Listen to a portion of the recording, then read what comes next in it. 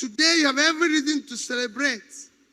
It's the opportunity of passing through this wonderful institution where you have been taught what Father has said, conscience. Conscience. Conscience is a critical component of your character because it's that who makes you to ask yourself questions. Whenever you want to do anything, you ask yourself, is this right? Is it wrong? That's what conscience is about. Am I doing the right thing? Because like the famous Socrates has said, unexamined life is not worth living. That is your conscience. That is what makes you who you are. It's talking about compassion. Am I doing the right thing? What am I doing? Is it favoring student? Somebody asked me a question this morning. When I came in here, they put a seat in front of these young people. You must have seen the big seat here that was when I came in here. And I said they should remove the seat. That we'll all have to sit together. And one of your students asked me, why did I want that seat removed? First he said, this seat we are sitting is not strong enough. I said, but you're sitting on it. If he can carry you, will carry me. I said, so why do you have to give up that your luxury seat and sit with us? And I said, it's just to show you that we are all the same.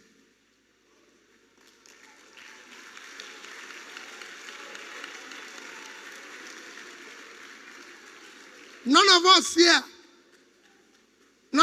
here, including our dear father in faith, eat different food. He doesn't eat from different place. Let me even tell you, you might think you work hard now and there's something you're missing. And you work so hard to acquire wealth, acquire success in your life. Shockingly, when you acquire success in life, is when the doctors tell you not to eat anything again. All those things you aspire to eat, if you say this, they say, oh, it's not good. This one is not good. This one is not good. You find yourself returning to eating grass. Because that's the only thing that is good for your health. So it is to show that we are the same thing. Is this demarcation we have in our society that is affecting us today? Where somebody thinks because he's elected a governor or House of Assembly member, and wrongly they call him His Excellency, he now becomes a lord unto himself. Let me tell you, you know what His Excellency means? You asked young people, when you get your mark, you see good, best, excellent. Am I right? Excellency means an exemplary life you can live. And if you say it, I can tell you categorically, you can write it down and say, oh, there's nobody who is qualified to be called excellency here. It's an exemplary life. And that is what you are aspiring to be. To be excellent is to make sure you do the right things.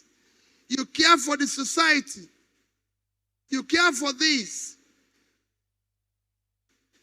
A RISE interviewer asked me now, what do you think about the education? Can government do more to educate people? I said, no. Education is not a social welfare. Education is not an expense. It's an investment. You wouldn't know how your parents feel today having invested in you. That's how Nigeria would have felt if we have invested in education. Investing in you is critical. Our country today is underdeveloped because we have not invested in education. The more a country invests in education, the more developed the country is. We have not invested, we are not developed. Because of it, we're not doing well. The measure of development is what they call Human Development Index. And three things, that's measure of development. And three things drives it: health, education, and pulling people out of poverty. But of these three, education is the most critical. So countries are doing better than us today because they invested in education. And you can see it everywhere. You might be looking at it, oh, but we're in Nigeria. Other people did not do this and everything. Those who are leading the world today are educated in their country. And I can tell you where you are now in this school. You are actually in a better school than most people who are overseas. When I finished in Christ the King College, I can tell you that because I've been there. When I finished in Christ the King College, I went to Nsukka. And I said to myself, I want to know whether these people who are in a better school, there's something different with their brain. That has taken me today to pass through Columbia University, Harvard University, Cambridge, Oxford, Kellogg. And why did I do this? And it will shock you. Whenever I go to any of them, I found out we are better. Whenever I go to any of them, just last night, I told somebody experience, last night in this Port Harcourt, I told somebody my experience that in Nsukka, I find it very difficult to have everything I needed as a student. I was shocked that in one of the best schools, first schools that I went in America, that for 1 week, we had a very good buffet, ice cream, wine, everything. So I didn't know that all those things were included in my fees because I've paid. So whenever I go to eat, I just take a little thing and go. An American friend of mine asked me, said, Peter, you don't like wine, you don't like ice cream, you don't like... And I said, no, because I didn't want to pay additional money. And then he told me, he said, but these are what you have already paid. Why don't you enjoy them? And I said, my God, why did I've lost 1 week then. I haven't eaten for 1 week. So you can imagine what happened in subsequent weeks. I had to cover up.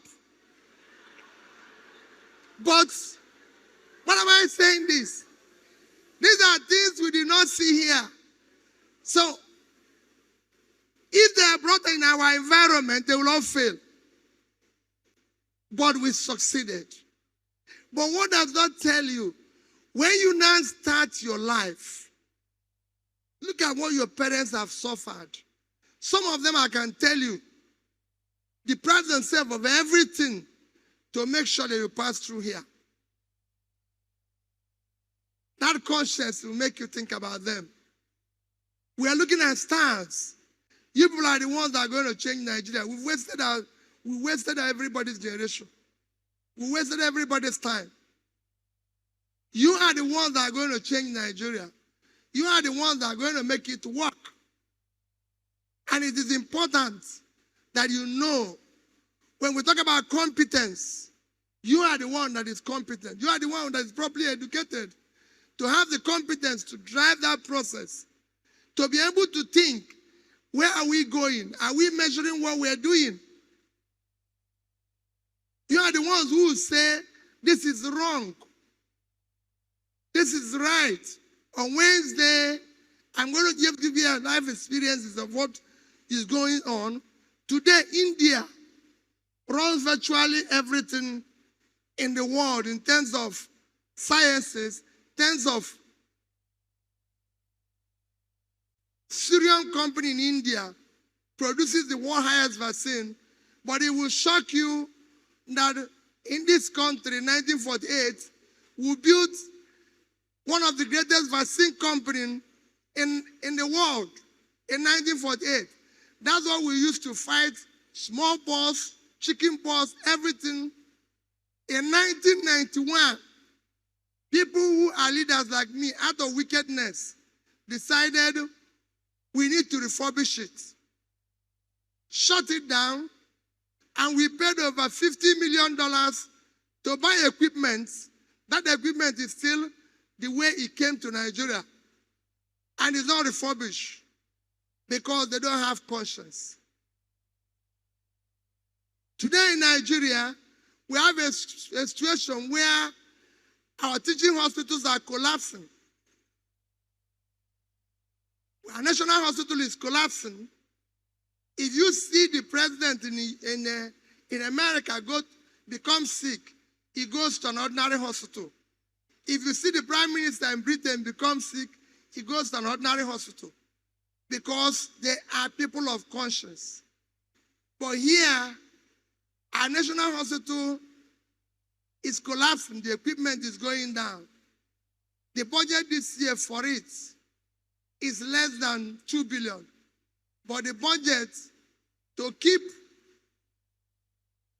a particular building where the occupants don't go to hospital here is costing us 20-something billion naira. Because we don't have conscience and people of competence, we don't have a national library. Every country of the world have a national library. Nigeria as a country does not have a national library. Our budget this year for our national library is 980 million naira. But the budget of National Assembly Library is 15 billion. Because we have no conscience. I want you to go out today here feeling that I will believe in those seeds Father I've mentioned. Starting with conscience. Because it pricks you. Conscience that what I'm doing must be right. Conscience that I must do please my parents. Conscience that I must be part of building a better society. Conscience that what we are going to see. I want you to go out here with compassion, feeling for the society, feeling for humanity, working hard to become productive. That this society, what I'm going to do, is going to make the society work. You're competent. You've had basic education. That's all you need. With this level of education, you can go to places. You going to university is very good.